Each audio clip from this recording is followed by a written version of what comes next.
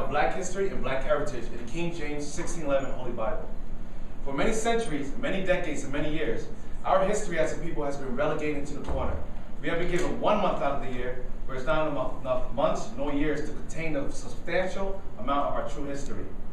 The history that we know is American-based history, magnifying the Civil Rights Movement, the Jim Crow era, and slavery as a whole, neglecting to uncover the other half of our history of what occurred before slavery. What happened? What land did we come from as a people? What is our true nationality according to the Bible? What food do we eat? What language do we speak? What lands do we come from? And last and not least is what? Why did Africans sell other Africans to slavery? That's the question that we ask ourselves on a daily basis. But the answers remain hidden to us. I'd like to point out a quote that Willie Lynch once stated in the Willie Lynch letter, The Making of a Slave. We get to documents. This is the book. Those of you that don't know, this is the Willie Lynch letter and The Making of a Slave. Okay? Now can you go to the next slide, please? This one right here. Okay, Willie Lynch once stated in his letter, The Willie Lynch Doctrine and the Making of a Slave. Our experts warned us about the possibility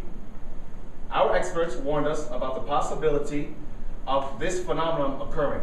But they say the mind has a strong drive to correct and recorrect itself over a period of time, if it can touch substantial, original, historical base. So Willie Lynch said, if these people, the blacks, which were enslaved for over 400 years, if they could touch original, historical, substantial base, meaning go back to the origins of who we are as a people. And they advise us that the best way to deal with this phenomenon is to shave off the brute's mental history. So in order to keep them from returning to their origins, their true history according to the Bible, is to shave off their history, meaning to create different histories, to create lies, to create illusions of who we are as a people. Right? To shave off the brute's mental history and create a multiplicity of phenomenon of illusions, that each illusion will twirl in its own orbit, something similar to floating balls in a vacuum. So each of these illusions that Willie Lynch will create will be illusions floating in a ball, like a vacuum machine. What? You go this way, what? We're Africans, this way. We're Asiatic, this way. Everywhere our history leads, but not towards the right way, which is the straight path of who we actually are according to the Bible. Now sit back, enjoy, and welcome to our true heritage in the Bible. Give me Job 8, verse 8. It says, for inquire, I pray thee, of the former age, and prepare thyself to the search of their fathers. So Job, a prophet of the Bible, is inquiring and praying, asking and praying for the people of the Bible, the people of the book, to search the histories of their ancestors, of the former age.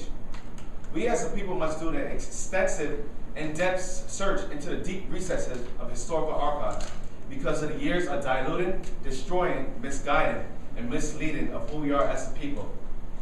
We fail to look at the very book that's been in front of us the whole time, that's been in our bookshelves, which is the Bible, which contains every detail and aspect of black history, whether you like it or not. But this is the truth according to the Bible. Read on. It says, and prepare thyself to the search of their fathers. And prepare thyself for the search of their fathers. Read on. For we are but of yesterday. Some of us were born 24 years ago. Some of us was born 30 years ago, and 50, 60 years ago. We are but of yesterday. Read on. And know nothing. We know nothing, like Willie Lynch once stated in his letter, but to give them an illusions, that one illusion leads to another illusion. What we're taught in an educational system, what we're taught in a religious institution, what the TV teaches us as a whole, have nothing been but illusions. Because many people know what? If you want to learn anything, if you want to keep anything from a black person, hide it in a book. That's why they kept us from reading in slavery. That's why in the educational systems, we learn about just what the Civil Rights Movement, Jim Crow era, and slavery. They don't go beyond our true history. What happened before slavery even happened? Because our days upon earth are a shadow. For our days upon earth are a shadow, meaning we come and go. So many of you have seen Malcolm X. Many of you seen what? Denzel Washington playing Malcolm X, standing up boldly, professing Revelation 1:14, showing that Christ was a black man of woolly hair. Some of you have even seen European artwork and paintings, which shows the Black Madonna, which shows the people of the Bible are being black. But like I said, this history has been hidden from us. Our image as a whole, our identity, our sense of self has been whitewashed, has been destroyed. And when you lose your identity, your sense of self, you start to identify yourself with another people. You start to identify yourself with another race. And this will happen to us as people. We have to identify ourselves with everybody but who we are as a people. Give me Hosea 3 verse 4. Right? And let's go to biblical images. 4. For the children of Israel. For the children of Israel, the people of the Bible, the people of the book, read on. Shall abide many days without a king, and without a prince, and without a sacrifice, and without an image. And without a what? And without an image. Say that one more time. Without a what? And without an image. We have abided many days without an image. The only images we have as a whole is that of Malcolm X, Martin Luther King, Sojourner Truth, Harriet Tubman, Marcus Garvey. These are the images that we have as a people. Nothing but of suffering, of oppression. So if you convey to people an image of nothing but suffering or oppression, we will begin to act out those images. And that's how we become debased as a people and in a low estate. Because our images has not been an image that uplifted us as who we are as a people. So we will what? Read that again. For the children of Israel shall abide many days without a king, and without a prince, and without a sacrifice, and without an image. And without an image. Now, let's get the history of when our images was taken away from us as a people. Let's get 1 Maccabees 3, verse 48. Now, many of you have heard of the book of the Apocrypha. Just to give you background information on the Apocrypha. The Apocrypha is a book which bridges the gap between the Old Testament and the New Testament. Can you show them the Bible? What's showing the Apocrypha in it? Yeah, this is it right here. It's the King James original 1611 Holy Bible. Now, can you get to where it says Apocrypha? Where It says the Holy Bible containing the Old and New Testaments and the Apocrypha. So the Bible containing the Old, New Testament, and the Apocrypha. Because what we know in the book of Malachi, which is during the Persian and Medes captivities, was the last Roman captivity before the Old Testament. Before the end of the Old Testament. Now, you have the New Testament. Rome came into power. Who came before Rome? Greeks. Alexander and the Greeks came to power. Now, in order to jump from the Persian and Medes to the Romans, you have to acknowledge the Greeks. And the Apocrypha acknowledges the Greeks in the rulership. Now, this is from the book of the Apocrypha, 1 Maccabees 3, verse 48. 1 Maccabees chapter 3, verse 48. And laid open the book of the law. And laid open the book of the law. Now, this is during the time of Mattathias, Maccabees, and Judas Maccabees. When they laid open the book of the law, which is the Bible.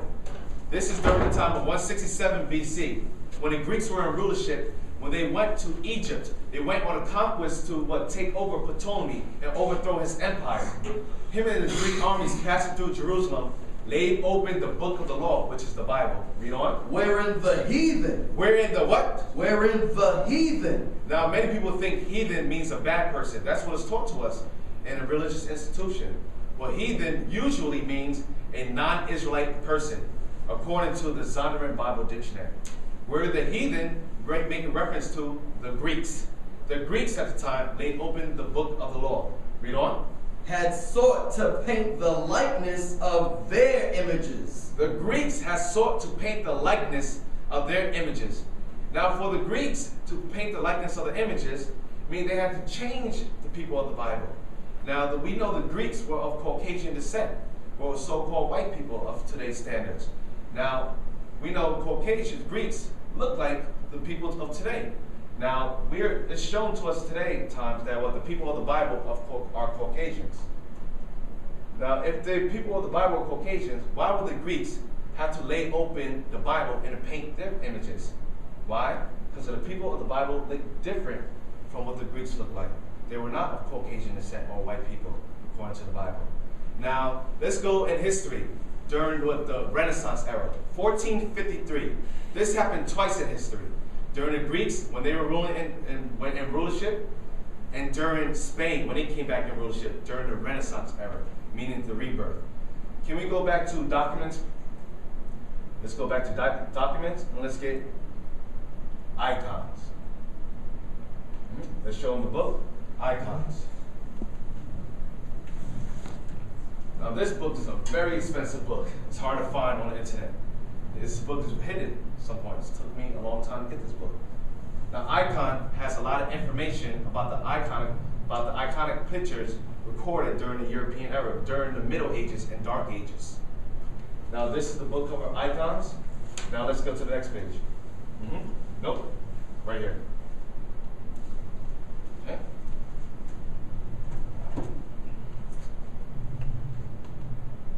Okay. Can you maximize this? Go to the left. Okay. This is from the book Icons. This is from the chapter, The Icons of Constantinople, by Kurt Weitzman. Constantinople, okay? Go to the left. Can you read that? Yeah, okay. It says, iconoclasm, Venetian looting in 1204, and the sack by the Turks in 1453 are the main reasons why only very few icons have survived in Constantinople. So 1453, the Renaissance era, is the reason why only a few iconic pictures survived. This is the year where a lot of the iconic pictures were destroyed, were whitewashed, as we're going to read on. It may seem daring, therefore, to write an entire chapter on the icons of the capital, yet the situation is not quite so hopeless as might appear at first glance. They said at first glance it might seem hopeless because a lot of the images were destroyed and very few images survived from 1453, when Spain came in rulership and started whitewashing and destroying all the images. They hired so-called iconoclasts, meaning image breakers. They were paid and hired to whitewash and break and destroy the images of the Bible.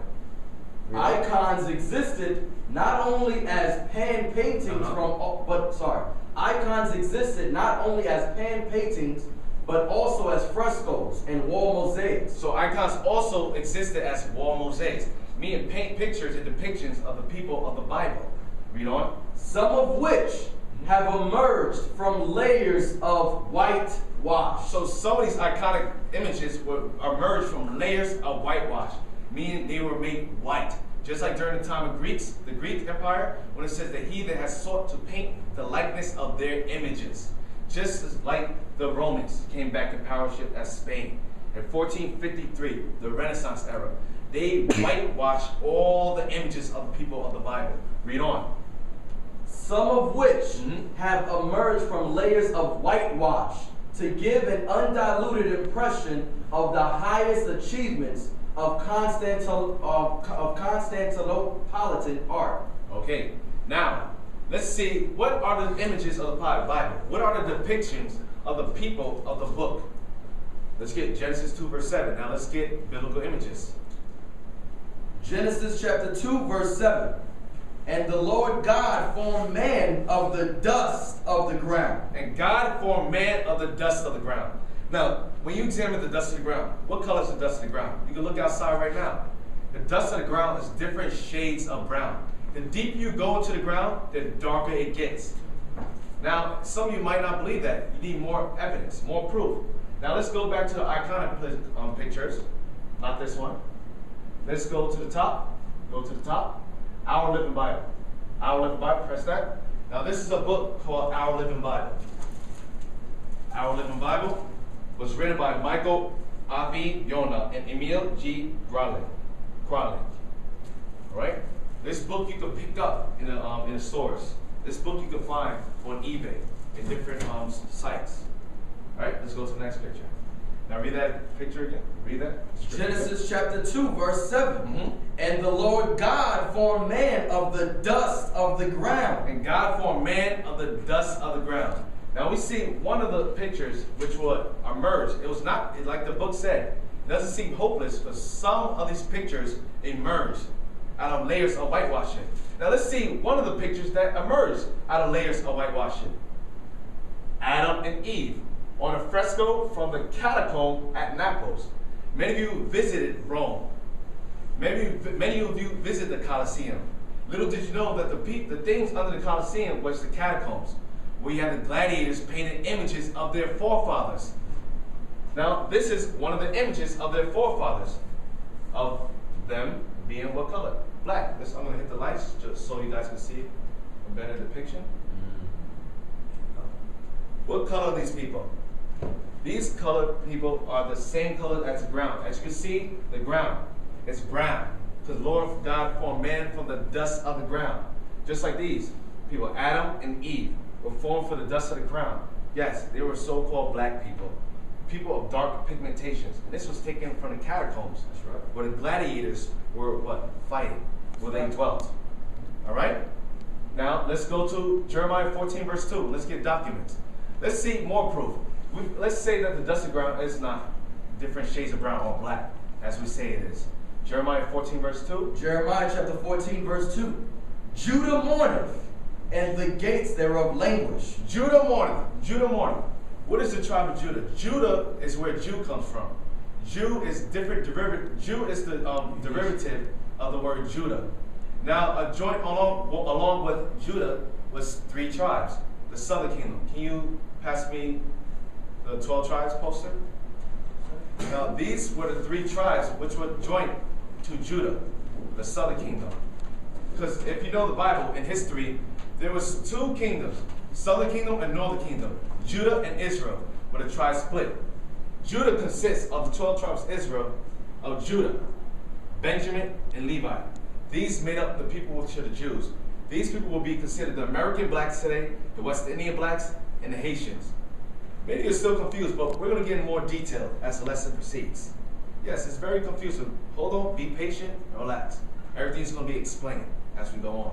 So these 3 people consisted of the Jews. Read that again. Jeremiah chapter 14 verse 2. Judah mourneth, and the gates thereof languish. So Judah is in mourning. Why? Because they're oppressed as a people. Because they're in sorrow. Because what? They have been suffering slavery over a period of time. So they're in a state of mourning. The biblical Jews. Read on. Judah mourneth, and the gates thereof languish. They are black. They are what? They are black. They are white. They are black. Yellow. They are black. Green. They are black. They are black unto what? Unto the ground. Black unto the ground. Because when you examine the ground is different shades of brown. Just like you see me. I'm not black, but I'm what? Caramel. But they consider me black. They categorize me as being black. Right. Or you have some people that are light skinned. They categorize them as being black. So black is a representation of different shades of brown. So it says the Jews are black unto the ground. Now, if we could go to this book, Nature Knows No Color Line. Some of you have this book. Some of you read this book. This is by J.A. Rogers, a black scholar, which went to Europe. J. Rogers went to Europe and took images, actual factual images and archaeological evidence of the people that were ruling during the Middle Ages and Dark Ages. And it said the Middle Ages were called Dark Ages for a reason. We're going to get that later on in the lesson. All right, now let's go to the next page. Okay, enlarge that, please.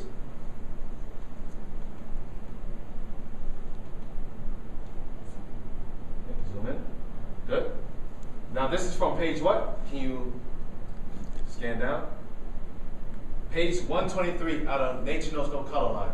Have all the books on display for those of you that want to look at the books, actually read in the books, and see where can you get these books. All right, can you read that? Nature Knows No Color Line, page 123.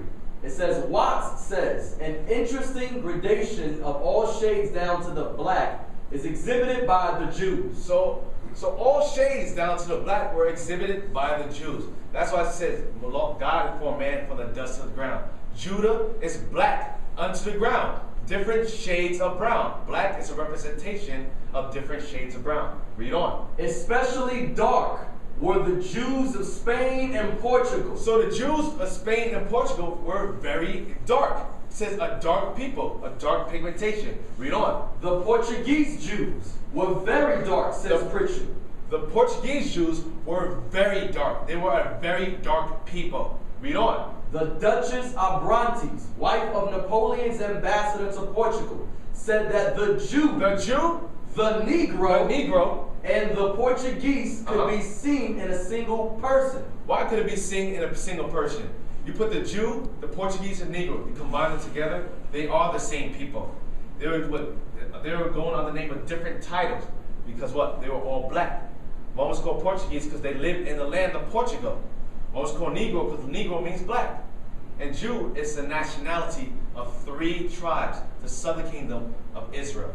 Read on. So dark were the Jews. So dark were the Jews. Especially of Portugal and southern Spain. That's when we used to, as a people, rule Spain.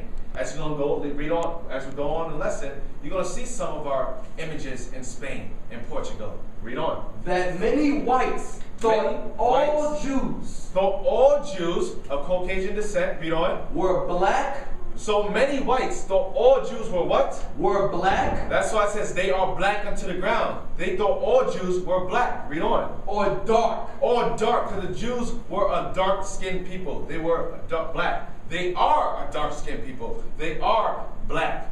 Read on. This belief, said Barbet, shows what an error. This belief shows what an error most people are in. Most people are in error to what are the true colors of the Jews. Who are the Jews in this current day?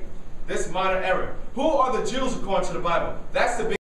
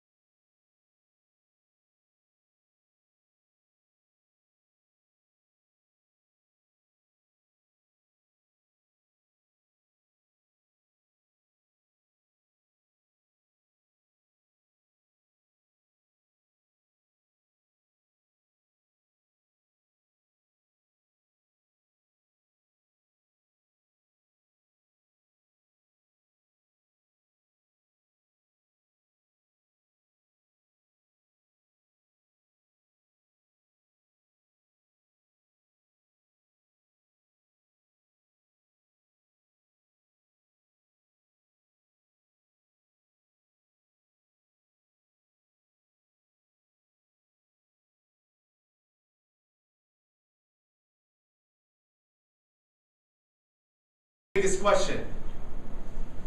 Since he says the German Jews... The German Jews, the ones that were in Germany and Poland, which were taken out of the land of Jerusalem in 1949. During the 1900s, early 1900s, during the League of Nations, when they were taken from Germany and placed in Israel, and Israel was declared a state. Okay? The German Jews, as for example, those of Prague, are as white as most of their German countrymen. So it says the German Jews are as white as their countrymen. Why? Many of the Jews who were banished from Portugal by John II. So it says many of the Jews are white as their German countrymen. Why? Because they were Germans. They converted to Judaism during the time of King Herod, when he came into power. In order to rule the Jewish state, he had to learn the laws of the Jews. So he started partaking in the laws of the Jews, and what his sons started partaking in, and his sons, and now that we have the people which inhabit Jerusalem or Israel, and the people now which are calling themselves Jews are actually descendants of King Herod. They converted to Judaism, but they are not actually the Jews according to the Bible. Now let's go to the next page. To the top. Okay, read that. It says, settled in the West Indies. So King John said, settled in the West Indies, John Bigelow, who visited Jamaica in 1850, saw the descendants of these Jews. So wait, John, if anybody's Jamaican here, guess what? You are the descendant of the Jews. Why? Because John Bigelow, 1850, how long ago? That's not even 200 years ago. Not even 200 years ago. And he saw the descendants of the Jews in Jamaica. Read on. Saw the descendants of these Jews and says they were Negroid. And these Jews were Negroid, meaning black people. So the people of the West Indian Islands, the Jamaicans, those are the descendants of the Jews. They come from the tribe of Benjamin. The tribe of Benjamin. That's the tribe Paul comes from, as you're going to see. What color was Paul? All right? Now, let's get more color scriptures according to the Bible. Let's get Job 30, verse 30. The forefather that told us to go into the search of our ancestors, to search the history of who we are as a people. Job 30 verse 30. Job chapter 30, verse 30. My skin is black. My skin is what? My skin is black upon me. My skin is black upon me. That's very clear. Job was a black man. That's why he told his people to go in history in a search of the ancestors. Because Job, being a prophet, will see the future prophecies that show that his people will lose their identity, lose their image, lose the sense of who they are as a people, and identify themselves with another people. Okay? Let's also get Wisdom, Song of Solomon 1 verse 1. Now, many of you read the book of Solomon, and can we get biblical images? Maybe you read the Song of Solomon and thought it was a woman speaking. We're going to see who wrote the Song of Solomon. 1 verse 1. Song of Solomon, chapter 1, verse 1. The Song of Songs, which is Solomon's. The Song of Songs, which is Solomon's. Why? Because Solomon wrote the Song of Solomon. Read on. Song of Solomon, chapter 1, verse 5. I am black. Solomon said what? I am black. Solomon was a Jew, and he said he is what? I am black. Yes, Solomon says, I am black. And what? But comely. But comely, black and beautiful. That's what black is beautiful. That's why we say we're black women proud. Yes, we are black women proud. That's right. Just like Solomon says, I am black and comely and beautiful. Read on. I am black but comely. O ye daughters of Jerusalem. O ye daughters of Jerusalem. As the tents of Kedar. As the curtains of Solomon. As the curtains of Solomon. So Solomon says, I am black. Let's get this picture. This is another wall mosaic of Solomon's father, King David, taken during the time of the Renaissance era. This was one of the images that emerged that was not whitewashed or destroyed. This is how King David looked like, one of the kings of Israel. Look, it's here. Look at his skin texture, color. He is a black man. Look at how majestic he is, the way he dresses. Not like our black brothers dress nowadays with their pants below their butt. Right. This is how we dress. We dress what? Like royalty. That's right. We were a royal people, majestic people. We carried ourselves like we were the kings of the earth. All right? Thank you. Now, let's get, what was Solomon's hair texture? Give me Song of Solomon 5 verse 11. Okay? Song of Solomon, chapter 5, verse 11. Okay? His head is as the most fine gold. His head as the most fine gold, because what? Solomon sprinkled gold in his hair. That's how Solomon rolled. You know what? His locks are His locks are what? Are bushy. What are locks? Locks are braids. Because the way you braid hair is by locking them. They're not dreadlocks. That's right. But his locks are bushy. What do you call bushy hair? Nappy, kinky, curly, woolly hair. His locks are bushy. And black as a raven. And his hair was black as a raven, meaning he had dark hair. So Solomon, let's see, he was black, he had a bushy, and he had braids in his hair. Who does that sound like today? They have black, they have bushy hair, woolly hair, kinky hair, and have braids. That's right. That's your people living in America. The people they call Negroes or African American. Those are the people that have black skin. Those people whose hair's texture are bushy. Those people who wear braids. We were wearing braids ever since the time of King Solomon. Now let's get Exodus 4 verse 6. Let's see Moses, the deliverer of the Israelites in Egypt. Exodus 4 verse 6. Exodus chapter 4 verse 6. And the Lord said furthermore unto him, Put now thine hand into thy bosom. To Moses, put now thy hand into thy bosom. And he put his hand into his bosom. And he put his hand into his bosom. Read on. And he put his hand into his bosom, and when he took it out. So he put his hand in his shirt, and when he took it out, what happened? His hand was leprous as snow. His hand was leprous as snow. What happened to Moses' skin? He lost pigmentation, and his skin became white. Why? Because Moses was a black man.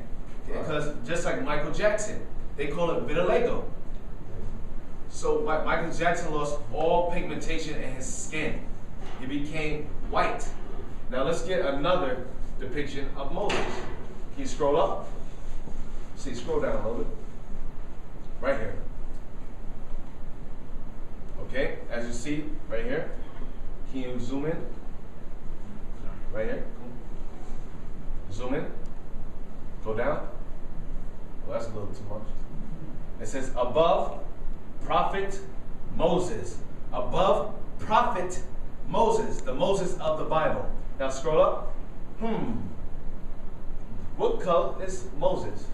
Yes, that's right. He's a black man. These are the images of our forefathers, what they painted during the time of Europe. The Middle Ages, the Dark Ages, when dark people ruled Europe. That's why it's called the Dark Ages. Moses was a very dark-skinned person, as you can see. Moses had woolly hair, kinky hair, bushy hair, nappy hair. That's the type of hair. No, Moses did not perm his hair. This is his original hair. Look at Moses' outfit. Majestic. We used to wear garments. This is how we dressed. This is not how we dress now, but this is how we used to dress. Like royalty. Once again, not like our brothers that walk with their pants below their butt, which is a shame with the direction our brothers take nowadays. All right. Now, we show some images. We show the Jews were black according to the Bible.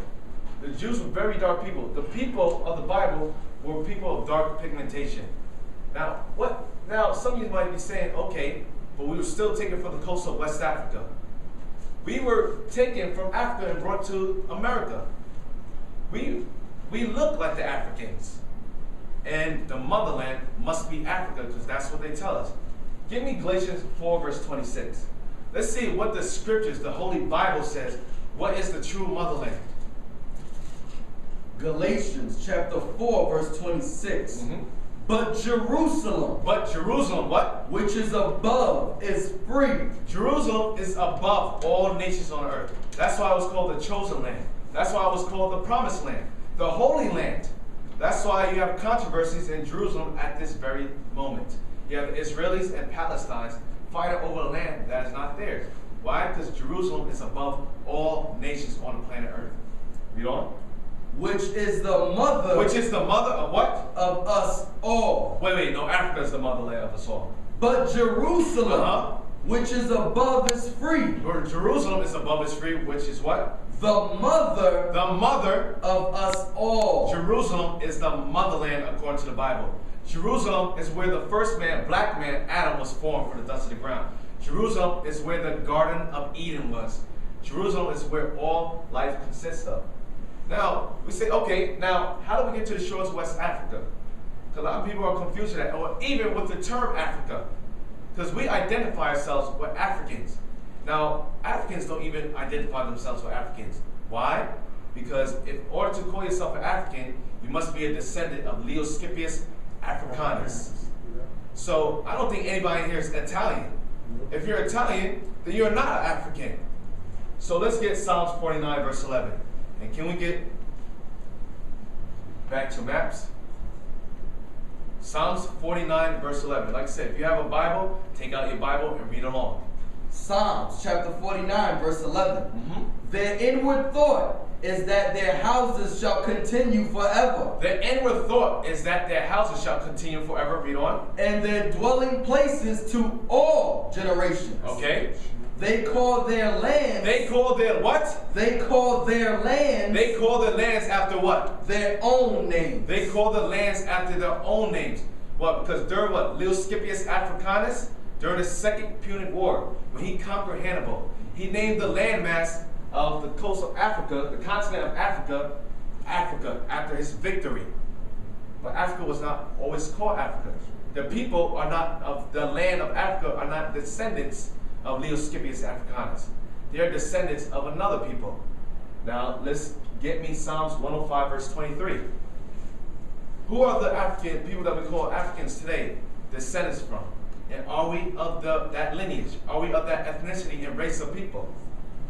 Psalms chapter 105, verse 23. Psalms 105, verse 23. Read on. Israel also came into Egypt. Many people know the history of Israel and even seen the movie Ten Commandments, where Charlton Heston played Moses, which was a Caucasian man. We know Moses was a Caucasian, according to the scriptures and archaeological proof.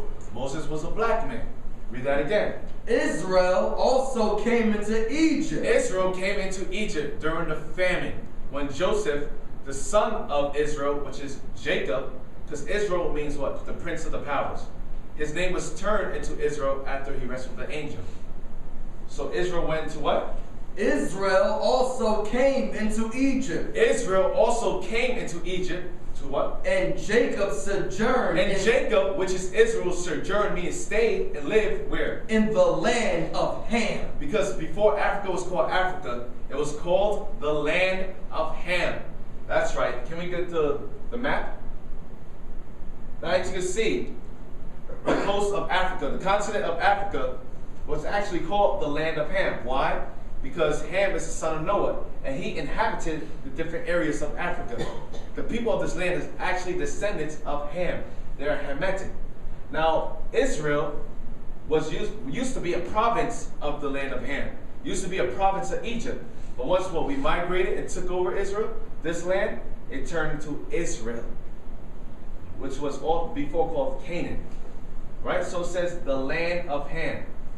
Now, let's see, the land of Ham. If we're saying the people are Hamitic descent, of the people of Ham, let's see what the Scholarly Bible Dictionary says about this. Can we get the documents? Because the scholars know about this information I'm bringing out. They have in these books. Once again, you want to hide anything from a Negro? They say what? Hide it in a book. We got the books. It's no longer going to be hidden from our people of who we are as a people. All the evidence containing where did we come from? How did we get to the coast of West Africa? And why was Africans selling Africans? It makes no sense. Why would they sell millions upon millions of their own people? All right? This is from the Compact Bible Dictionary, right here. Okay, zoom in to Ham. Okay, zoom in right here. Can you read that? Ham. This is Zondervan Compact Bible Dictionary. Ham, perhaps hot, the youngest son of Noah, born probably about 96 years before the flood, and one of 8 persons to live through the flood. So Ham was a son of Noah. Noah had 3 sons, Ham, Shem, and Japheth. You know? He became the progenitor. I mean, he came the forefather, because that's what progenitor means, of what? Of the dark races. Of the dark races, people of dark pigmentation. Read on. Not the Negro. Wait a minute, I thought Negro means black. Negroes are dark people. So why would the Zondervan Bible Dictionary write not the Negroes? If we are of Hamitic descent, if we are the same people of Ham, why would they write and make a clear distinction saying not the Negroes? Because we were titled Negroes in America after slavery. We were called the Negroes. They consider us to be Negroes. He became the progenitor of the dark races, not the Negroes. Not the people living in America, West Indians and Haitian. But the Egyptians. But he's a forefather of the Egyptians. Ham had a son named Mizraim. They are the Egyptians. Now we know Egyptians are dark people, not the people that live in Egypt right now, which are the Arabic descent. But they portray themselves as being the Egyptians. They were not Egyptians. Egyptians were people of dark pigmentation. Read on. But the Egyptians, Ethiopians. Ethiopians come from Cush. Maybe you heard of Nimrod in history. He comes from Cush. He was an Ethiopian. They were a dark people. Read on. Libyans. The Libyans. They come from Put. They were a dark people. Not the people in Libya right now, because the Libyans now, they're Arabs. Right. But the Libyans back then were Africans, or still are Africans. So not all people living in the coast of Africa are Africans. You have Caucasians living in South Africa, but they're not considered so-called Africans. You have Arabs living in Egypt and Libya, but they don't call them Africans. But when it gets to us, we're called Africans. Why? Because we're dark and we came from the west coast of Africa. That is one of the illusions that Willie Lynch said in his letter, Making of a Slave. That's making a multiplicity of illusions, and illusions that lead to another illusion, but that we will never find out what is our true nationality and heritage according to the Bible. And Canaanites. And the Canaanites are the South Africans. Now, let me get Genesis 15, verse 13. Because I want to get back to this point. Because after Israel was in the land of Ham, they were going to go back to this. Can you get me biblical images? Okay, Genesis 15. Genesis chapter 15, verse 13. And he said unto Abram, know of a surety that thy seed shall be a stranger in a land that is not theirs. Abraham said, God said to Abraham, know of a surety that thy seed, meaning thy descendants, thy lineage, will be a stranger in a land that is not theirs. Read on. And shall serve them, and they shall afflict them 400 years. So he say your descendants will serve them and be what? Afflict them how many years? And they shall afflict them 400 years. This scripture is twofold. When did this happen? During Egypt. After Israel went to Egypt, they were enslaved by the pharaohs. What happened? When did this happen again? America. That's right. That's right. What they say? We were slaves for how long? About 400 years. This prophecy happened twice. Just like they built pyramids in Egypt, same way we built America up. We built the Washington Monument, Washington, D.C., which is the capital of America. We built Wall Street, which is the financial district of America. We built the treasure cities of America, just like we built the treasure cities of ancient Egypt. Right. We served 400 years in ancient Egypt. We served about 400 years in America. Right? And those of you who have never seen a documentary, Glenn Beck did a special showing the pyramids and the temple mounds that were built in Ohio, Oklahoma. Temple mounds, the Native American Indians. You have the Aztec Indians that built pyramids. You have the Mayan Indians that built pyramids. Glenn Beck did a special, you can find it on YouTube, when they measured the pyramids, and it's exact dimensions, the exact measurements of that of ancient Egypt pyramids. Why? Because the people that built the pyramids on the Western Hemisphere built the pyramids in ancient Egypt. The same people built pyramids. Now let's read that. The thousands of war captives who were transformed into slaves, made it possible for the Egyptian kings to implement their feats of engineering. So the Egyptian kings were able to make the pyramids and the treasure cities because they had slaves. Just like America, the only way America became a superpower is because of slaves. They say what? America was built off of the back of slaves. It would have existed for us if it wasn't for us. The foundation, the very foundation of America's economics and riches descends from the slave trade. You have your banking institutions, comes with slave money. Chase Bank recently made an apology because what? Their money was all from slave labor. Wall Street, we were the first trade. We were the first stocks on Wall Street. That's how America became rich. Slave money. Just like ancient Egypt. Read on. It says, chain captives are shown on these painted clay facing plaques from a building erected by Ramses II in honor of the king's brave warriors. From the period of the 14th dynasty, Paris to Louvre. That's what it is. So this is actually found in Paris and Louvre. Those of you that have traveled, have been across the world, this is in the Louvre, Paris to Louvre. Now let's see one of the depictions of the slaves that lived in ancient Egypt. Now let's see look at the features of this woman with yokes of iron upon her neck. Look at her lips. Look at her nose. Look at her facial features. Look at her color. This was a black woman. Why? Because the slaves in ancient Egypt were black people. The Israelites that were slaves, the Jews that were slaves in Egypt were black people. Look at this woman. This woman almost looks like Harriet Tubman. Look at her. Her facial features, her skin color, her nose, her lips. These are the description of our people. This is what our people look like. We have bigger lips, bigger nose. We're dark-skinned people. Now let's go back to the Zondervan Compact Bible Dictionary. And give me Exodus 11, verse 7. So now, we're finding out the motherland is Jerusalem. The people of the Bible are black. Now we still might be confused of how do we get from the coast of Africa, West Africa? How do we get in there? We must be Africans because we inhabited that area, that landmass. Let's read right here. Became the progenitor. It says, Ham. He became the progenitor of the dark races. The dark races mean the people, what we call today Africans. Not the Negroes. Not the Negroes. Not the Negroes. Let's see if that's recorded in the Bible. Exodus chapter 11, verse 7. But against any of the children of Israel. But against any of the children of the Israel. Shall not a dog move his tongue. Shall not even a dog move his tongue. Read on. Against man or beast. That ye may know how that the Lord doth put a difference. The Lord doth put a difference. The Lord does put a difference. He became the progenitor of the dark races, not the Negroes. The difference. Read on. Between the Egyptians. Between the Egyptians, which are descendants of Ham. And Israel. And Israel. Now, if he was the Israelites were Caucasian descent or white people according to the Bible, why would God have to put a difference between them?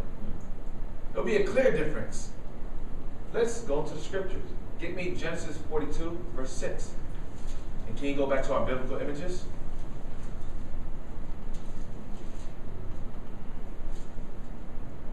Go down. Go to this one. Genesis 42, verse 6. Genesis chapter 42, verse 6. And Joseph was the governor over the land. Joseph, which was what? The son of Jacob, the son of Israel. He was the governor over land. He was in second in command over all of Egypt. Read on. And he it was that sold to all the people of the land. And Joseph's brethren came and bowed down themselves before him with their faces to the earth. And Joseph saw his brethren, and he knew them, but made himself strange unto them, and spake roughly unto them. And he said unto them, Whence come ye? And they said, From the land of Canaan, to buy food. And Joseph knew his brethren, but they knew not him. So Joseph knew his brother, but his brother didn't know him. So Joseph was a Caucasian man or white man. They would say, "Oh, you're one of me," because what? The Egyptians were dark people, black people. So he said, "Wait a minute. Well, don't try to blend in with the Egyptians. I know you. I can spot you out from the crowd." What? Now, let's get another depiction. Now, where was this taken from? Let's see. Can you read this right here? Which one? Right here? Painting? It says, painting from the tomb of Nut, 15th century BC. So this was actually taken from the Egyptian temples, the tombs. So many of you have been to Egypt, but probably never seen this picture, which is found in our Living Bible. Now read this. Who's this person a depiction of? It says, so Joseph found favor in his sight and attended him, and he made him overseer of his house. The blessing of the Lord was upon all that had in his house and field. This is Joseph, made an overseer of Pharaoh's house. If you can see his skin color, Joseph is a black man. That's why his brothers did not recognize him. You see his hair. This was a black man according to the Bible. Now, let's get another person which was confused as an Egyptian. Give me Exodus 2, verse 17. Exodus chapter 2, verse 17. It says, and the shepherds came and drove them away. But Moses stood up and helped them and watered their flock. Moses stood up and helped them. Read on. This topic is Moses. And when they came to Reuel, their father, he said, how is it that you are come so soon today? And they said, an Egyptian delivered us out of the hand of the shepherds. Wait, read that again. Now, who delivered us? And they said, an Egyptian delivered us out of the hand of the shepherds. Why did they confuse Moses with the Egyptian? Why? Because as we saw the depiction of the image before, Moses was a black man. He was a very dark-skinned man. All right, now let's get in the New Testament. We've been using a lot of scripture in the Old Testament. I know some of you like the New Testament a lot, so let's get to the New Testament. Let's get Acts 21, verse 37. Let's go back to biblical images. Let's go down, scroll down. All right, get this picture. Okay. Acts chapter 21, verse 37. And as Paul was to be led into the castle, he said... Subject matter, Paul, which was a Benjamite. Read on. He said unto the chief captain, may I speak unto thee, who said, canst thou speak Greek? Why? Paul spoke Greek. He was a man of many languages. He was very intelligent. Read on. Art not thou that Egyptian? Wait, they confused Paul being an Egyptian. Why? Because that's like the scripture says, I put a difference between Israel and Egyptians. The Zondervan Compact Bible Dictionary says what? Ham, the progenitor of the dark races, not the Negroes. There's a difference between blacks living in America and people of the land of Africa, which is of descendants of Ham. We are not of Ham. We are Semitic or Shemitic. We come from the lineage of Shem. Not all people are darker Africans. Because what you have Arabs, they are black people. There are many black Arabs. You have Chinese. There are many black Chinese. You have Filipinos. You have Japanese. So these people are all black people, but not all the people descend from the same lineage. Now, as you can see, this is the picture of Paul, taken from the book of Icons. This is one of our images taken from the Middle Ages. As you can see. Now, we cover color in the Bible. We show you the difference between the color of the difference between an African, a so-called African, and a people of this day. That we are not descendants of Ham, but actually descendants of Israel, Jacob. Now, how did we get into the land of Africa? How did we get there? Because we were taken out there during the 1619 slave trade, transatlantic slave trade. Let's get the beginning of this. Get me 2 Maccabees, chapter 2. Okay. 2 Maccabees chapter 1, verse 1. The brethren, the Jews that be in Jerusalem and in the land of Judea. The brethren, the Jews that be in Jerusalem and the land of what? Judea. Wish unto the brethren, the Jews that are throughout Egypt. Wish unto the brethren, the Jews that are throughout what? Egypt. Egypt is in northeastern Africa. You know what? Health and peace. So, Maccabees was writing to the Jews that live in Egypt. Why? Because the Jews migrated to Egypt when they were being persecuted by Antiochus Epiphanes the Fourth. Now, let's get Acts 2, verse 5. Because we read the Old Testament and it says, what the Apocrypha says, with the Jews that be out through Egypt. Now, when we get to the New Testament, it shows a further migration of where the Jews dwelt in, the lands that they inhabited in Africa. Acts chapter 2, verse 5. And there were dwelling at Jerusalem Jews, devout men, out of every nation under heaven. There were Jews dwelling where? At Jerusalem. At Jerusalem. Devout men. Out of every nation out of every heaven. Nation under heaven. Because what? During the Babylonian captivity, the Jews were scattered in the lands of Babylon. During the Persian captivity, the Jews were scattered in the provinces of Persia. During the Greek captivity, the Jews were scattered in the land of the Greeks. Now we're in the Roman captivity, when Rome came into rulership. Read that again.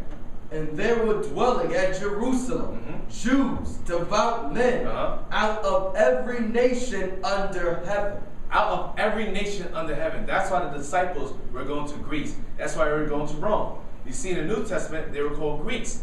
Why? Because the Jews were taking on Greek customs. They were called Hellenists. That's why in America, we call ourselves Americans. But we're not Americans. We're citizens. Just like in Rome, in the book of Romans. They were speaking to the Jews which were in Rome, in Ephesus. The Jews that were in Ephesus. Why? Because they were in every nation because of slavery. Now give me verse 10. Phrygia and Pamphylia. In Egypt. In Egypt, these were some of the places the Jews were dwelling in. Read on.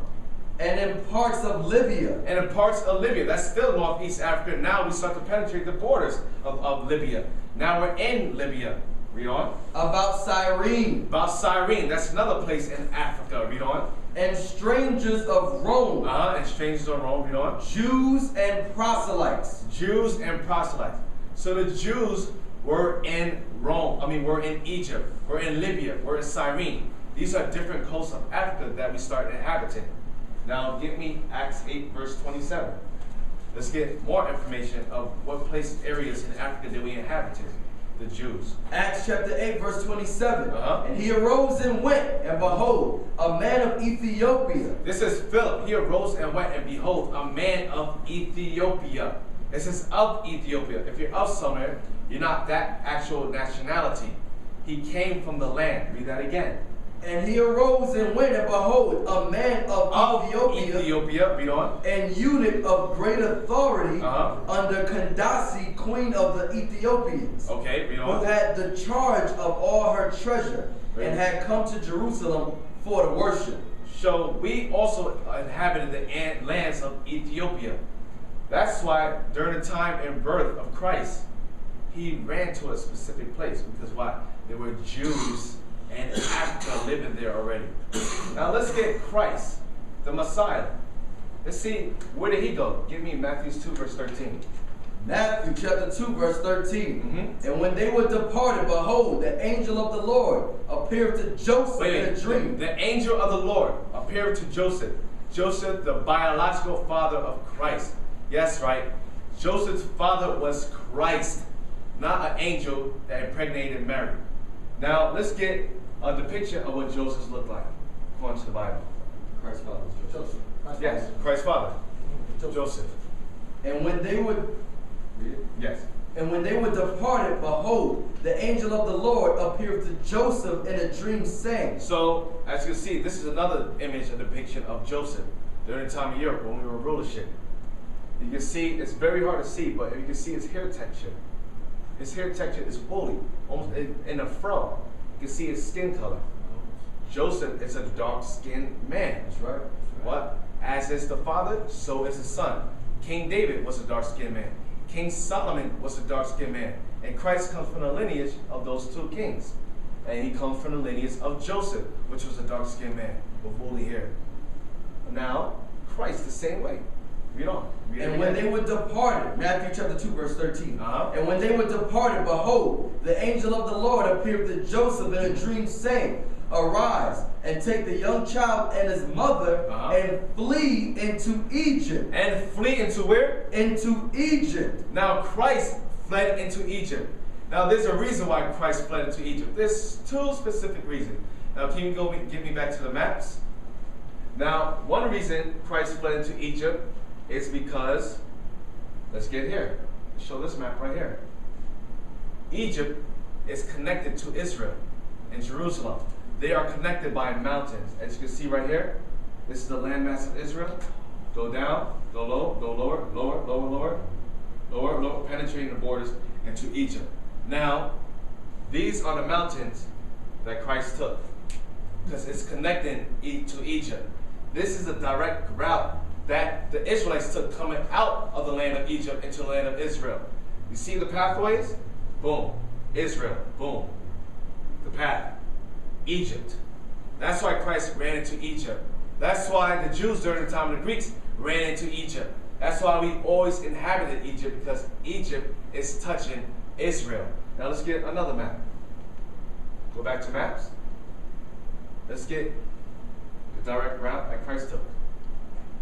As you can see, Jerusalem, where Christ came from. Right here. Now let's go. Let's follow this. Let's follow the screen. Go down. Go, keep going. Keep going. Keep going. Joseph and his family flee into Egypt because the angel forewarned them of Herod's intent to murder Jesus. Keep going. Keep going. Keep going. Egypt. As we showed you before, the mountains are connected into Egypt. Israel and Egypt are connected. They're congruent to each other. Now, one reason why the Jews fled to Egypt because Egypt is right there. Israel is a part of Egypt. They're connected together. Now, let's get another reason why. Now, if Christ was a white man, why would he run into Egypt amongst black people? Let's get the depiction of Christ. Revelations 1 verse 1.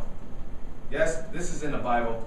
The images, depictions of our forefathers has been recorded for us to know in this present time. Revelations 1 verse 1. Revelation chapter 1 verse 1. The revelation of Jesus Christ. The revelation, the revealing of Jesus Christ. Read on. Which God gave unto him. Wait, who gave it to him? Which God gave unto him. So God himself gave it unto John. Because that's who wrote the book of Revelation. John. Now let's get verse 11. What did God give him to do? Saying, I am Alpha and Omega, the first and the last. Read on. And what thou seest. What thou seest, John, do what? Write in a book. So what you see with your two eyes, John, write in a book. Write it in a book. Read on. And send it unto the 7 churches which are in Asia, unto Ephesus and Smyrna and Pergamos and Thyatira and Sardis and unto Philadelphia and unto Laodicea. Why send it there? Because during the Greek captivities, we were moved to these different land masses. That's why he says send it to those churches. So those people of that land could receive the word, receive the depiction of Christ. Now, why would Christ say, what thou seest, write it in the book? Revelation 1 verse 13. There's a reason why. Revelation chapter 1 verse 13. Can you give me the image of Caesar? And in the midst of the 7 candlesticks. In the midst of the 7 candlesticks. Now, can you pull me up this image right here? In the midst of the 7 candlesticks. No, not the 8 candlesticks. Not the 9 candlesticks. Because nowadays they changed the candlesticks. The biblical candlesticks were 7. Read on. And in the midst of the 7 candlesticks. In the midst of the 7 candlesticks, what? One like unto the Son of Man. One like unto Christ. Read on. Clothed with a garment down to the foot. He had a garment down to the foot, just like King David had a garment. Just like Moses had a garment. We wore garments, just like Solomon had a garment. All of our fathers wore garments. That's how we dressed. Read on. And girt about the paps with a golden girdle. And he had a golden girdle around his waist. Read on. His head and his hairs. His head and his hairs were what? Were white like wool. White like wool. Who has white woolly hair to today's standards? That's right. The American blacks. The Negroes. The people that have kinky, nappy hair. Christ had kinky, nappy hair, what they call today. Why? Because we descend from Christ. Christ is of our lineage. Christ today will be considered an American black man. That's to today's standards. He had white and woolly hair, just like the depiction shows. Read on. His head and his hairs were white like wool. Or white like wool. As white as snow. As white as snow. And his eyes were as a flame of fire. And his eyes were as a flame of fire. When you read the prophecies in Genesis 49, verse 12, it shows Christ would come and drink wine. That's why he didn't get drunk, because what he drank with moderation.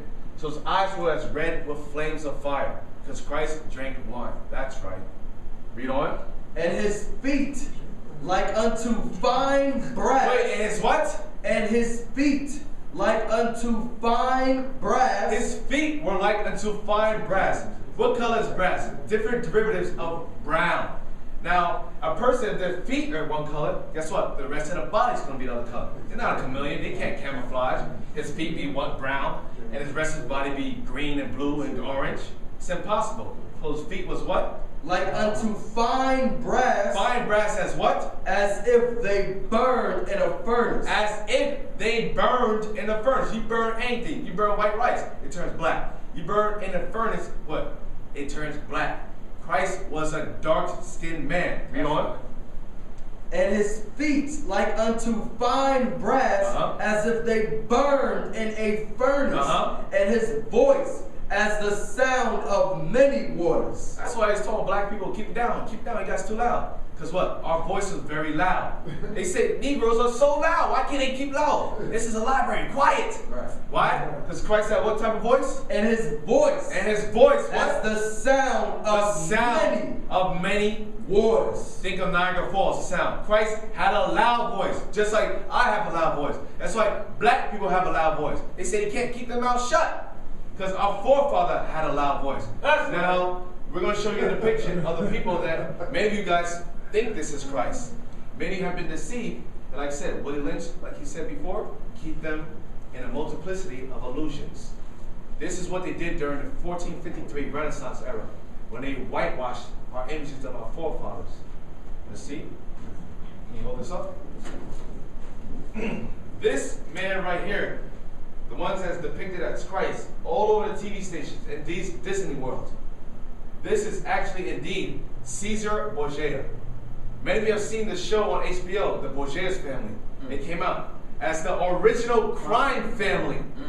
Caesar Borgia is the reason why the white image of Christ exists to this very day. Right.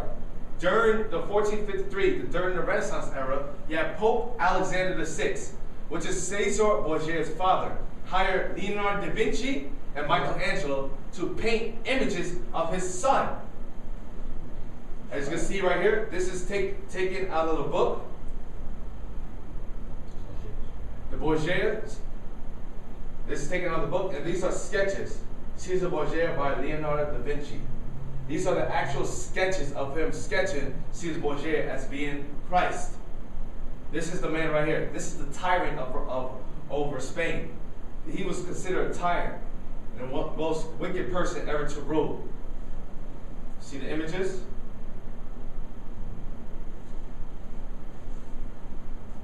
So this is the person that they set up as Christ. Give me Revelation 13, verse 15. Now let's see if this is in the Bible. Because maybe you say, well, what is this image of the beast? That must be racist. Let's see what the Bible says. Everything that we bring out is according to the scripture. We go exactly as the scripture says. We don't make up our own words. We don't go according to our own words. Revelation chapter 13, verse 15. And he had power to give life unto the image of the beast. And he had power to give life unto the image of the beast. When Rome came back at Spain, during the Renaissance, they had power to give life to the image of the beast. They gave the life of Caesar Borgia to Christ. And they made Caesar Borgia as Christ. Read on. And he had power to give life unto the image of the beast. Read on. That the image of the beast should both speak. How does it speak? In your television stations, in Disney World, during your plays. That's how it speaks. Read on. And cause that as many as would not worship. As many as not worship this image of the beast. Read on. Should be killed. That's what happened during slavery. We were forced to accept this image. We were forced on the cotton fields. They said, if you don't accept this image, if you don't accept our religion, our doctrine, you will be killed. So we were forced into worshiping this and accepting this as Christ. Now, there's a saying in the world, as is the son, so is the father. You look like your father. Many of you have fathers that look exactly like your father. Now, let's get depictions of God. Now, before we get depictions of God, let's go back to biblical images. This is another icon. Take it. Go low. Go above. Go to the left. Now, this is another picture, one of my favorites, which was taken down out of the Dark Ages. As you can see this is a representation of Christ. What kind of hair he has? Woolly hair. He had a fro. That's why many of our brothers during the 60s, 70s, 80s, wearing afros. Because we did the same thing that our forefathers did. You can see his fro, the texture of his hair, the color of his skin, wearing garments. The disciples, the prophets, the same thing. They all have fros. Mary, a dark-skinned woman. Christ as a baby has a fro. All these images of our fathers had fros. A fro. Now, let's give me Daniel 7, verse 9. Daniel chapter 7, verse 9. Exit out of this. I beheld till the thrones were cast down. I beheld till the thrones were cast down. And the Ancient of Days did sit. So Daniel, the prophet Daniel, beheld till the thrones were cast down. So all the major ruling empires on earth were thrown down, were taken out of rulership. And then who did sit?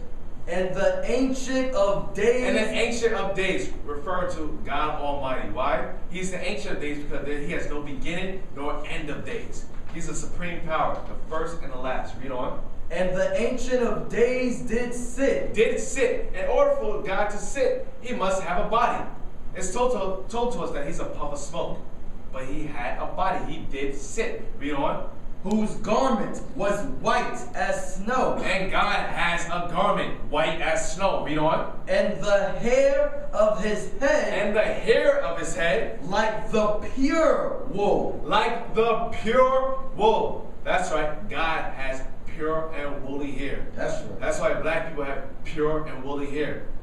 That's where we got from. That's why Christ has pure and woolly hair. Because as is the Son, so is the Father.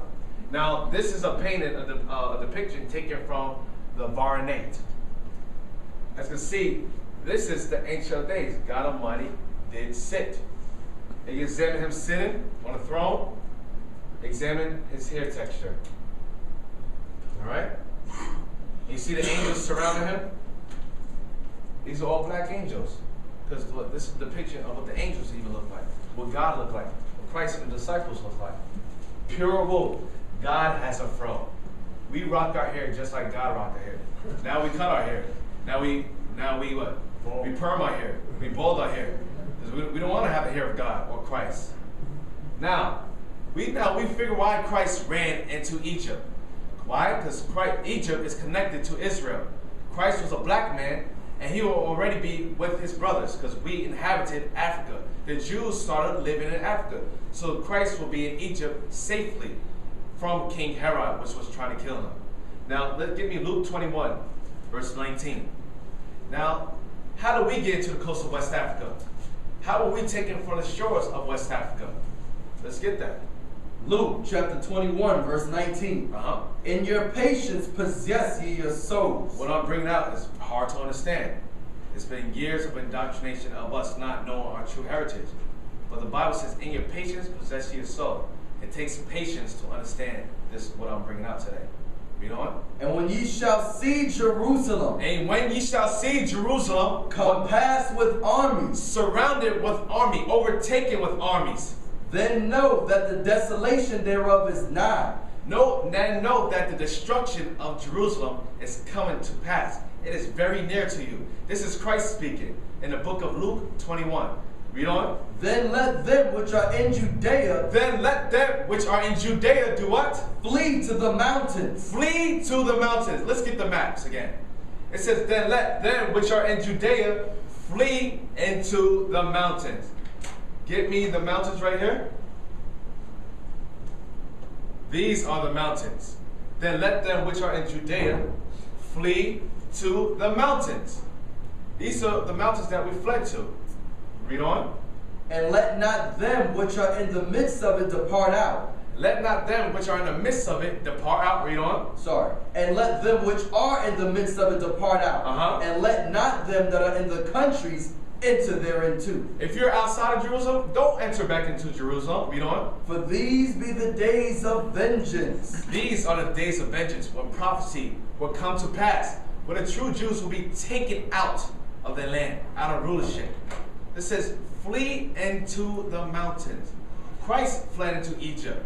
During the Greeks, the Maccabees fled into Egypt, which are the mountains. See, where did the rest of the Jews flee into? It says, flee into the mountains.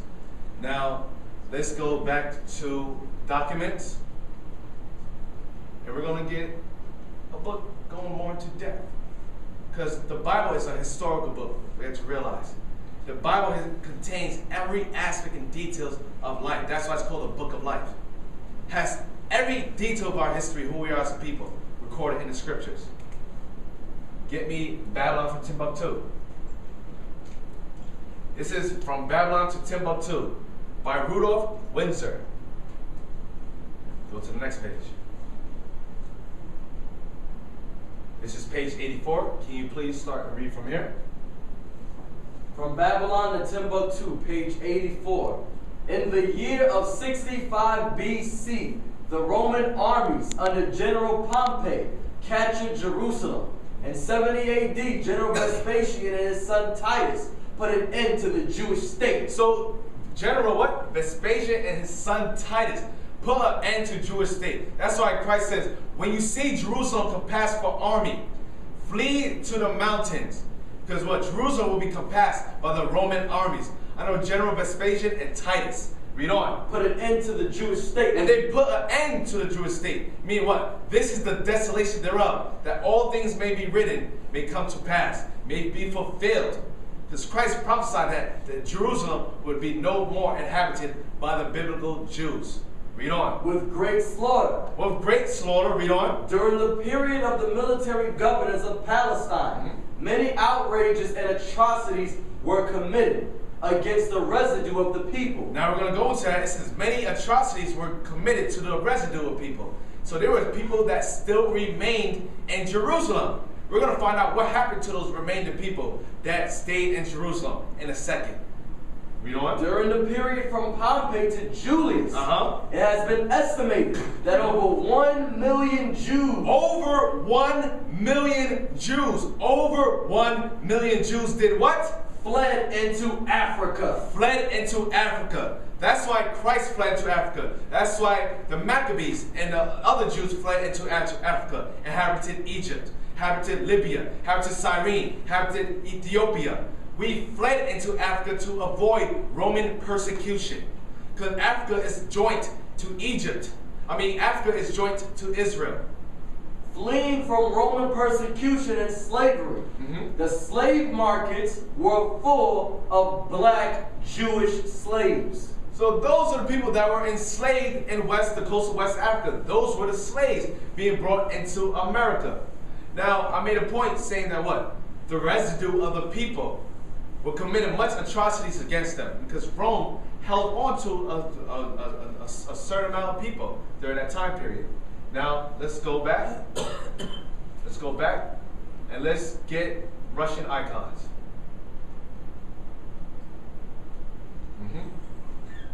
Go down. Go down.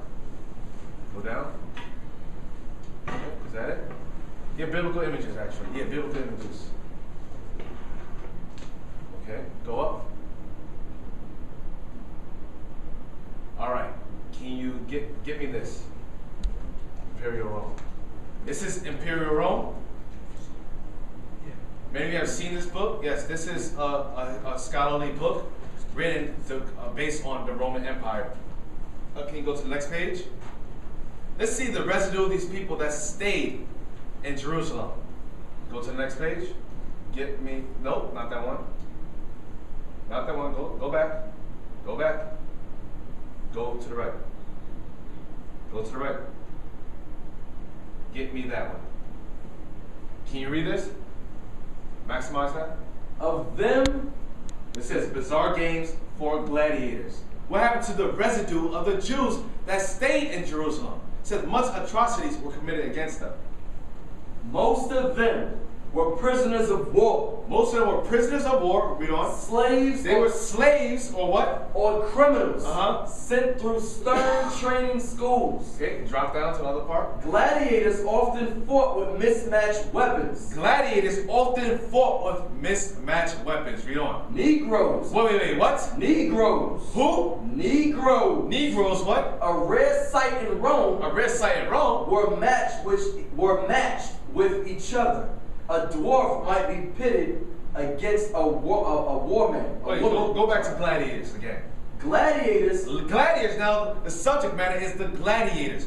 Many of you seen the movie Gladiator with Russell Crowe. Many of you seen the show Spartacus. Who were these people in these shows?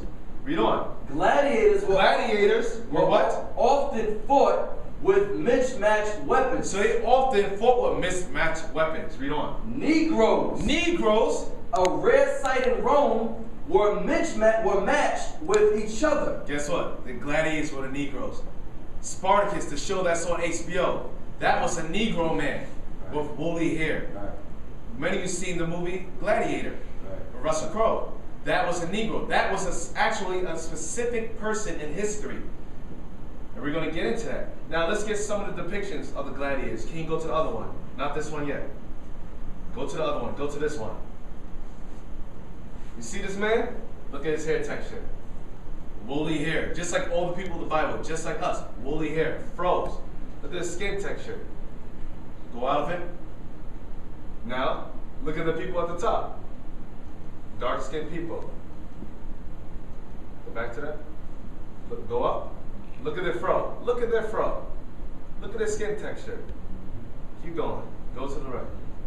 Look at these people. That's right. We were the gladiators. We was the Spartacus. We was the gladiators. We were the Maximus. That was us. The whole history is us as a people. Remember what it was said in a Willie Lynch letter. To create a multiplicity of illusions that lead to another illusion, as the floating balls and vacuums. This is the history that's been whitewashed, that's been taken from us as a people. All right? Now go back. Now let's get Russian, go down. Okay, now let's get Russian icons. Now, so many of you saw the movie Gladiator. Many of you saw Russell Crowe playing a specific gladiator that had power in Rome. That person was an actual person, a person of relevance and importance. Now go down. Who is this gladiator speaking of? Go down, go down, go up, go up, go up, go up. Right here. This gladiator called Russell Crowe was Septimius Severus. It says Septimius, it says the African ruler of Rome, but he was not an African ruler. He was not a descendant of Ham. He was a descendant of Israel. They call him African because they title everybody that came out of Africa Africans. That's what they title us as. So Septimius Severus, a black man. That's right, 193 AD. When did this happen? 193 AD. But Septimius was what? Forced as a slave, as a gladiator. Why? Because he stayed behind. He was one of the people who were enslaved in Jerusalem. And the Romans took him up to fight in the Colosseums, where the catacombs show up pictures and depictions of our black forefathers. So 193 AD is when he conquered and overthrew Rome. He gained status in the Roman army. And him with the 4 generals, and with all the armies of black people, the black descent, or Israelite descent, overthrew Rome.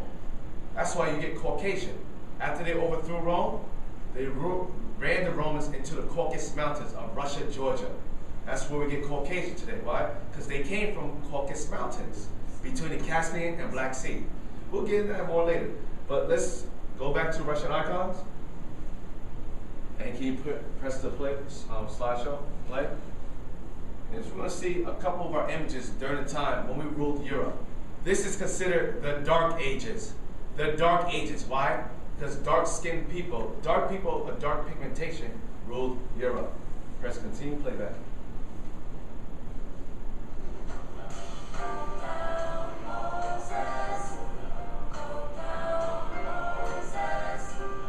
Saint Benedict, who's a forefather, founder of the Catholic Church.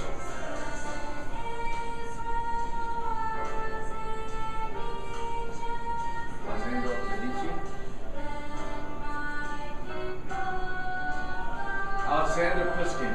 He created the Russian language.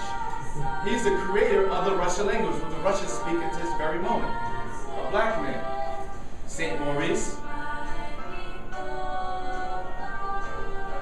These are the coat of arms. When we were in power, we were the kings of Europe. We had queens in Europe. This is King Charles.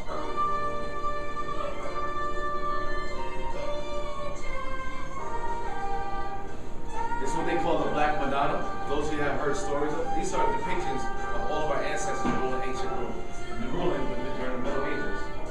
Christ of Mary.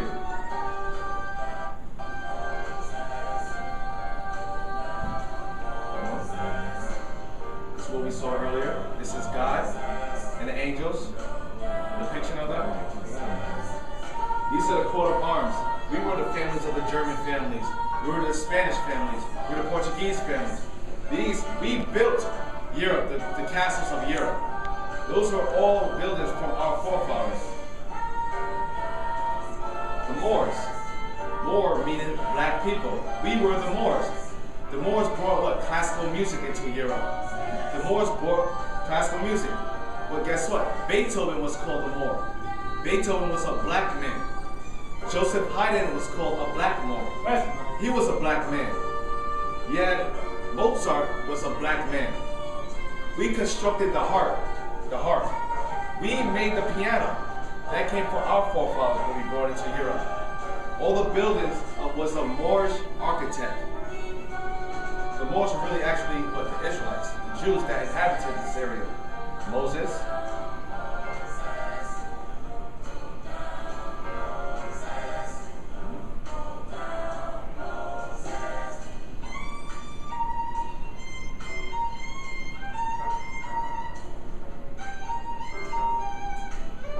It's taken from the book, The Icons.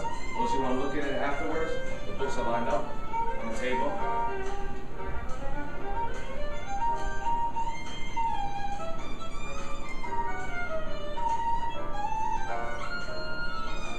King David.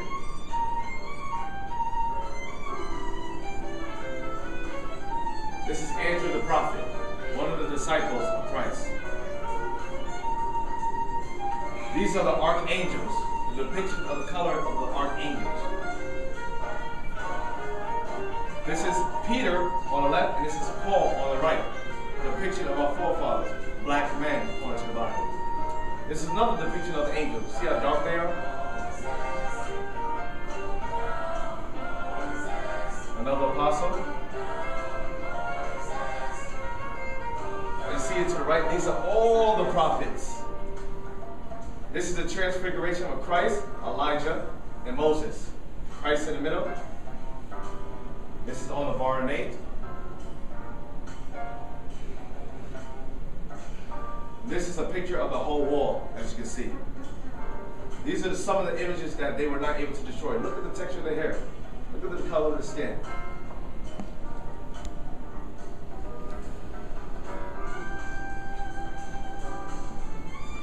King David playing on the lyre. This is another depiction. You see his hair. This is one of my favorite pictures. Look how dark they are. Look at the hair texture. maybe heard of St. George, the Dragon Slayer. St. George, this is the actual true depiction of him. These are the Moors when we ruled Europe. These are some of the castles that we live in. Look how dark they are. You have Caucasians on the right, on the left. These are pictures left of the Moors and rulership. Another coat of arms. Maybe you've seen this on the internet, the Pope had one of these black images of the coat of arms on the shield. St. Maurice.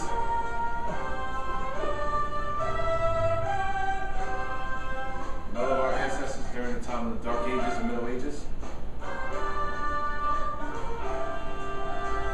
There's like a model right there, posing for the picture.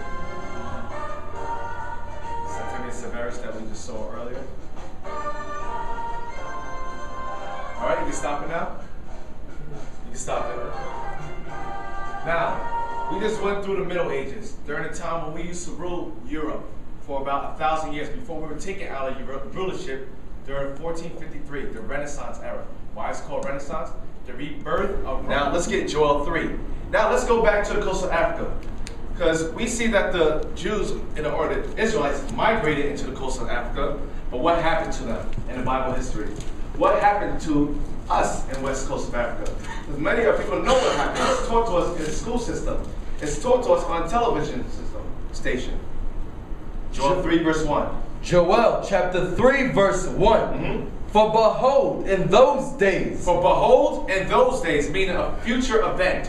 In the future, he said, that's why it says those days, not these days. Read on. And in that time. And in that time, read on. When I shall bring again the captivity of Judah and Jerusalem. Meaning Judah, which is the American blacks, and Jerusalem, which is Benjamin and Levi. Jerusalem, Benjamin, the West Indians, and Levi, the Haitians. Read on. I will also gather all nations. He said, I will also gather all nations. Read on. And bring them down into the valley of Jehoshaphat. God's going to gather all nations and bring them down into the valley of Jehoshaphat. Where's Jehoshaphat located? In the Middle East, in Israel. That's why all nations, all controversies is pointing towards that land at this very moment. This is prophecy come to pass at this moment. He will bring all nations to what? And will bring them down into the valley of Jehoshaphat. The final decision. That's World War III. That's what's going to happen in the future. Read on. And will plead with them there for my people. And after World War III, he's going to plead with them there for his people. And for my heritage, Israel. His heritage, Israel. The people who he has chosen. Israel. Read on. Whom they have scattered among the nations. Whoa, whoa, whoa. Whom they have scattered among the nations. Let's get a map. Let's get a map. When did this happen in history? Let's get this map right here. Whom they have scattered among the nations. When did this happen? 1619 transatlantic slave trade. We were scattered amongst the nations. Whom they have scattered amongst the nations. Read on. Whom they have scattered among the nations and parted my land. And parted my land. Jerusalem is parted right now between the Palestinians and the Israelis. Palestine was made a state in Israel. Why? Because the land was parted, which is not their land. Read on. And they have cast lots for my people. And they have cast lots for my people. Slave auction blocks. Sold to Master Charles in Virginia. So they have cast lots for my people. Read on. And have given a boy for an harlot. And given a boy for a harlot. We were made into breeders. We were breeders to create more slaves for good economics. Read on. And sold a girl for wine. And sold a girl for wine. Why? Because women were made into comforters, bedwitches. They were sold for wine. This is actually recorded in the books, in history. Read on. That they might drink. That they might drink and get drunk. Read on. Yea, and what have ye to do with me, O Tyre and Zidon, and all the coasts of Palestine? And yea, what have you to do with me, O Tyre and Zidon, and all the coasts of Palestine? Tyre and Zidon were what? African nations. They come from the descendants and lineage of Ham. They are Africans according to the Bible. Read on. Will ye render me a recompense? It says, and Tyre and Zidon and all the coasts of what? And all the coasts of Palestine? And all the coasts of Palestine. Those are the Arabs. What does it make a reference to? The trans-Saharan slave trade. The trans-Saharan slave trade. When they say Africans were selling Africans, no, Africans were selling the Jews of the Bible. They were selling the Israelites, the 12 tribes. They were no way selling Africans. And all the coasts of what? And all the coasts of Palestine? And the Arabs. The Africans were selling amongst the Palestinians. Read on. Will you render me a recompense? Will you render me a recompense? Will you pay me back? Read on. And if you recompense me swiftly and speedily, will I return your recompense upon your own head. Deuteronomy chapter 28, verse 47. Because thou servest not the Lord thy God. Because we did not serve the Lord his God. Read on. With joyfulness. With joyfulness. And with gladness of heart. And with gladness of heart. For the abundance of all things. For the abundance of all things. Read on. Therefore shalt thou serve thine enemies. Therefore shalt thou serve thy enemies. Get slavery. Therefore shalt thou serve thy enemies, which what? Which the Lord shall send against thee. He said, I'm going to send your enemies against you because what? You didn't obey the laws. You didn't keep my commandments. So this is what I'm going to do. Read on. In hunger. In hunger. And in thirst. And in thirst. And in nakedness. And in nakedness we'll serve. And in want of all things. And for anything we want, we have to go to them. But for education, for religion, for food, for clothing, for marriage license, driver license, and a want of all things. And what? And he shall put a yoke of iron upon thy neck. Shall put a yoke of iron upon thy neck. A yoke of iron upon thy neck. These are the images of our forefathers. This is prophecy in the Bible, which is our slave trade. Prophecy which was written over 2,000 years ago, 3,000 years, come to pass. Moses wrote this and it actually came to pass. He shall put a yoke of iron upon thy what? Upon thy neck. Upon thy neck. Until he have destroyed thee. Until we become destroyed as a people. We lost our sense of self. We lost our nationality. We lost who we are as a people. We were destroyed when the chains came off. Go to some more pictures. Go to the Django. Maybe you saw this movie, Django. This is a depiction of our slavery. This is what happened to us. This is recorded to the Bible. The Bible bears witness with our history that we are the people of the Bible. The 12 tribes of Israel. Judah, the American blacks, which were sold during the transatlantic slave trade. You have Benjamin, the West Indian blacks. You have Levi, the Haitians, which are the biblical Israelites according to the Bible. Read on. It says, now give me Esau. Until he have destroyed thee. The Lord shall bring a nation against thee. He said the Lord shall bring a nation against you, Israelites, from far. From the end of the earth. And they're going to come from the end of the earth. They're going to come from Europe. They're going to come from America. Read on. As swift as the eagle flieth. As swift as the eagle flieth. So this nation represents the eagle. Give me Obadiah 1 verse 1. Let's get in more detail, more depth of what nation represents the eagle that came against us during the time of America. Read on. Obadiah verse 1. The vision of Obadiah. Thus saith the Lord God. The vision of Obadiah, a prophet. Thus saith the Lord God concerning what? Concerning Edom. Concerning Edom, the nation of Edom. Read on. We have heard a rumor from the Lord. Now Edom is the forefather of all Caucasian people, all white people. That's where we come from. Edom. Read on. And an ambassador is sent among the heathen. Go to verse 3. Verse 3. The pride of thine heart have deceived thee. The pride of thy heart have deceived thee. Thou that dwellest in the clefts of the rock. So we found out what Septimius Severus did what? He led the Caucasian to the cleft of the rocks. Read on. Whose habitation is high. Whose habitation is high. Read on. That saith in his heart, who shall bring me down to the ground? Though thou exalt thyself as the eagle. And they exalt themselves as the eagle. The symbol of Greece was the eagle. The symbol of Rome was the eagle. The symbol of America is the eagle. Though thou exalt thyself as the what? As the eagle. As the eagle, then what? And though thou set thy nest among the stars. And they set, when did this happen? 1969. They set their nest amongst the stars, and they said, the eagle has landed on the moon. The nation that came against us from far was America, the eagle in the Holy Bible. The Bible is showing prophecy of our slave trade in exact detail. Now let's go back to Deuteronomy 28. Give me verse 68. Deuteronomy 28, verse 68. And the Lord shall bring thee into Egypt again. And the Lord shall bring thee into Egypt again. Now give me what Egypt means according to the Bible. Because Israel was taken out of Egypt. So when do we ever go back to Egypt?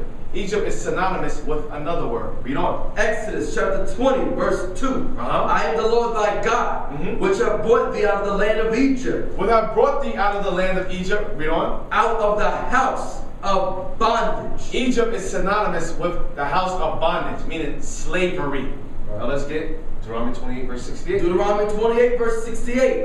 And the Lord shall bring thee into Egypt again. Into bondage, slavery again. With what? With ships. With what? With ships. That's what the transatlantic slave trade was about. Us coming to America with ships.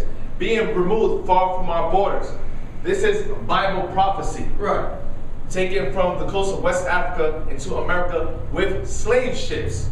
Read on. By the way whereof I spake unto thee. By the way I'm telling you, read on. Thou shalt see it no more again. You will never see your homeland again. You will never see Jerusalem again. Read on. And there in America you do what? Ye shall be sold. You shall be sold unto who? Your enemies. For what? For bondmen. For bondman, slave man. And bondwoman. And slave woman. Yes, when we came to the shores of America, we were sold as slaves for bondman and bondwoman. Read on. And no man shall buy you. And no man shall redeem us from our slavery. Now, give me Deuteronomy 28, verse 32. We're almost done. We're almost done. Deuteronomy chapter 28, verse 32. Come out of it. Thy sons and thy daughters shall be given unto another people. Thy sons and thy daughters shall be what? Given unto another people. Shall be given unto another people. Come down. And thine eyes shall look and fail with longing for them all the day long. So it says, thy sons and thy daughters shall be given into another people. Now let's look at this right here. And thy eyes shall look and fill with them long for all the day long. Now this was taken from the African Museum in New York City. This was a law. This was a law. We go down, right here. Read this right here. 1706, an act to encourage the baptizing of Negro, Indian, and mulatto slaves. All children born of slave mothers shall be slaves as well. Read it again. All children born of slave mothers shall be slaves as well. Okay, now let's get verse 41. Deuteronomy 28, verse 41. Thou shalt beget sons and daughters. We shall beget sons and daughters. Read on. But thou shalt not enjoy them. For we should not enjoy them. Why? For they shall go into captivity. For they shall go into captivity.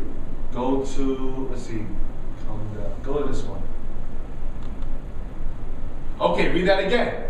Thou shalt beget sons and daughters. We will beget sons and daughters, have sons and daughters, read on. But thou shalt not enjoy them. We will not enjoy them. Why? For they shall go into captivity. And that's what happened to them. They went into captivity. Now read that. Slavery was also hard on children. African children were precious to their families, but they were only valued as labor by New York slave owners. Owners might keep one child to help with chores, but did not want to support more. When children got older, they were usually separated from their mothers and sold to live and work in strangers, homes, and businesses. A hard life that began at age 4, 5, or 6. Now read verse 41 again. Deuteronomy 28, verse 41. Thou shalt beget sons and daughters. We will beget sons and daughters, and what will happen? But thou shalt not enjoy them. Why? For they shall go into captivity. They were given unto another people. They were forced to work at 4 years old and 5 years old as slave labor. Why? Because this is Bible prophecy. Give me verse 37. Deuteronomy 28, verse 37. And thou shalt become an astonishment. We will become an astonishment. Everywhere we go, the price is dropping in the neighborhood. It's here comes the Negroes. We became an astonishment as a people. Read on. A proverb. A proverb, a wise saying. Negroes are lazy. This is what they say about us. When we built America, how could we be lazy?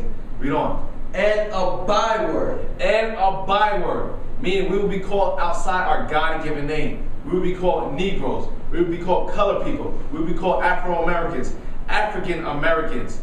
These are the names that we undertook when we went into slavery. This is Bible prophecy of our slave trade. Now get me Deuteronomy chapter 30. Deuteronomy chapter 30, Verse 1. Verse 1.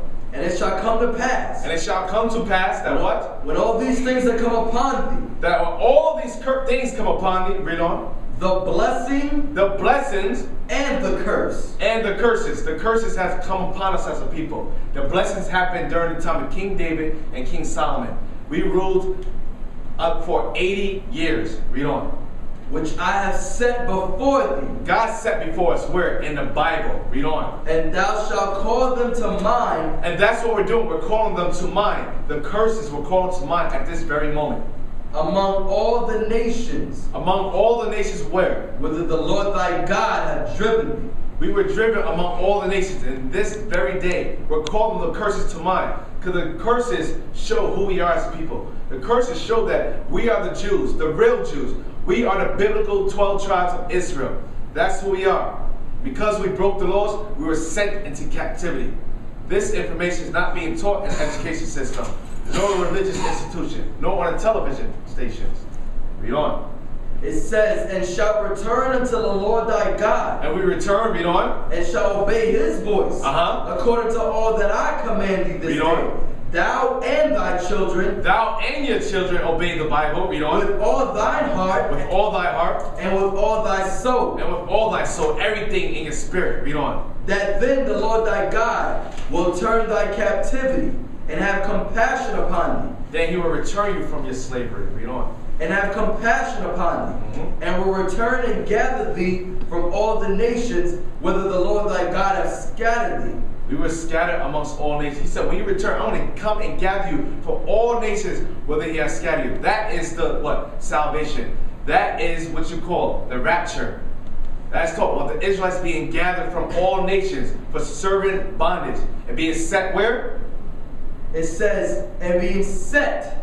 Whither the Lord thy God hath driven thee, and shalt return unto the Lord thy God, and shalt obey his voice, then shalt obey his voice according to all that I command thee this day, thou and thy children, and with all thine heart, and with all thy soul, that the Lord thy God will turn thy captivity, and have compassion upon thee, and will return and gather thee from all the nations whither the Lord thy God hath scattered thee. If any of thine be driven out unto the uttermost parts of heaven, which we were driven out in the islands of Jamaica, the islands of Tobago, read on. From thence will the Lord thy God gather thee. He said, from thence I will gather thee from those islands, read on. And from thence will he fetch thee. From thence will I fetch you, read on. And the Lord thy God will bring thee into the land which thy fathers possessed, and thou shalt possess it, and he will do thee good, and multiply thee above thy fathers. So, with all that being said, he said, even all this happened to you as a people. You suffer in America for about 400 years. You were enslaved as a people. You've been oppressed as a people. You struggled. You went to struggle after struggle. You fought. You've been fighting all your life. He says, if you come back, he said, from thence will I gather you from all the nations. From thence will I wake up and return you back to who you are. That you are the biblical Israelites. You are the 12 tribes. You are the Jews of the Bible. And I will return you back into your homeland, which is Jerusalem. That's where we come from. And with that, so thank you for coming to today's event of Black History, Black Heritage, and the King James Holy Bible. Any questions? Any questions? I'm willing to take questions. We also have shirts. We Israelites, that's what the book says, not what the crook said. Look, I want that crook's head. He was born with no pigment, the crook's red, and he gon' pay for what he did to us with bloodshed. When Christ shows his head and turns the mud red, coming from Edom, his garment's blood red. That's why I spare not and cry loud like I'm wired up, blazing trails all fired up, while y'all lifting y'all pastors up, starstruck, accepting half truth, and if you do, that makes you a half-breed, scarred mutt, worshiping the image of the beast, making love to Esau in between the sheep.